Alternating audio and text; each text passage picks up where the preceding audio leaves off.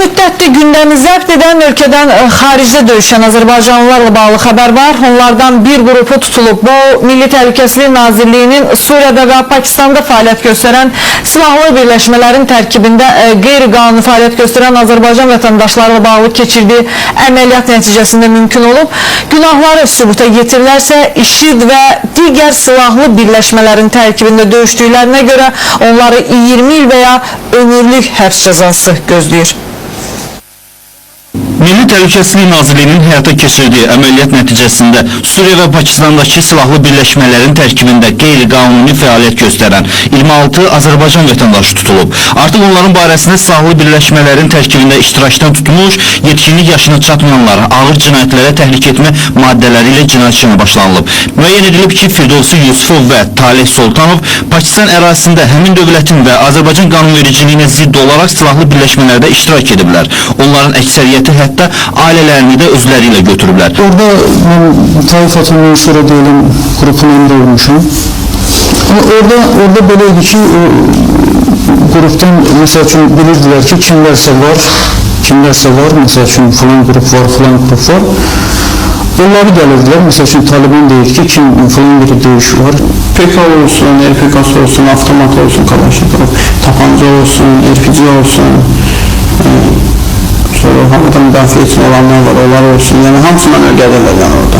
Sonra mayın deyirlər, orada minlə hazırlamalı yani. Pistol üsulundan minlə hazırlamalı. Yani hamısını öldürürlər 3 ay müddətində. Təlim keçindən sonra olur. Təlim keçindən sonra qalib cəmaatınca daxil olur, sonrasın cəmaatınız. Aralarında elələr var ki, başqa dövlətin ərazisində saxlanılsalar da, arvad uşaqları hələ də Suriyada aktiv döyüş bölgəsində qalıblar. Saxlanılanlardan məsələn, Elşən Qurbanlı adlı birisinin Suriyanın Raqqa şəhərində qanunsuz silahlı birləşmələrə qoşularaq radikal dini və hərbi təlimlər keçdiyi bildirilir.